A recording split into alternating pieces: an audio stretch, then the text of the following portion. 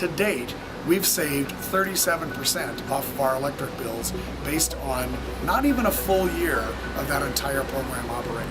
Basically, we are turning wasted dollars into energy that will benefit our entire city. The city is achieving approximately $40,000 in energy savings a year. I think it's been a great win for the community, it's been a great win for staff, it's been a great win for cost savings and the environment all around.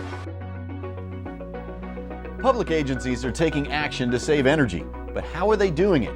Where can they go for information and resources? And what kind of staff time and knowledge does it take to plan, approve, implement, and evaluate a successful and cost-effective energy efficiency project? These are just some of the answers that are now available in a simple, do-it-yourself series of guidebooks designed specifically to assist local governments and other public agencies to implement a process to identify all energy efficiency opportunities within their facilities and operations and capture these significant energy savings. The entire process from inception to completion is explained in detail in 6 easy-to-follow guidebooks that not only provide in-depth information, but also have sample case studies as well as checklists and forms that can be used to get started with any project immediately. What are the best and most cost-effective projects for you to explore? The only way to answer that question is to have accurate energy usage data. This is key because you'll never be able to tell how far you've come if you don't know where you started, right? But how can you get this information, especially when most utility bills are just paid by the finance department without much scrutiny? In Guidebook 1, discover how to collect data easily and how to conduct energy assessments using software and tools that are already available and being used by other agencies. Limited staff, limited budgets, and limited understanding are just a few of the barriers and challenges that need to be overcome to get a project into the green light stage. So how do you set organization-wide goals and get the support needed from all the stakeholders, including City Council? In Guidebook 2, you'll see how to create a strong case for adopting good energy management practices that deliver bottom-line fiscal savings. Learn how to write a City Council-endorsed energy policy that motivates everyone on your staff and in your community to take action.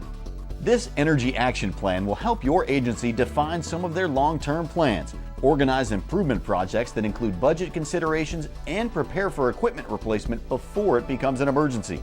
There's even a sample included so you can see the exact wording that can be used. The single biggest obstacle is often financing, but with so many options now available to fund projects, including utility rebates and incentives, it's essential to have a working understanding of financing programs and how they work so you can comfortably facilitate conversations with both stakeholders and finance professionals. With simple-to-use equipment lease purchase financing available at low interest and no money down, there is no reason why public agencies couldn't finance energy efficiency projects and use the cash surplus realized from the savings to pay off the debt. In Guidebook 3, you'll get a crash course on financing so you can better analyze and select the best financing option for your agency. There's even a decision tree and side-by-side comparison charts to help simplify the entire evaluation process. So now with an approved project ready to go, where do you find the right team of energy specialists at the best price to accomplish the task at hand? Getting bogged down with a lengthy and cumbersome bid process can be avoided.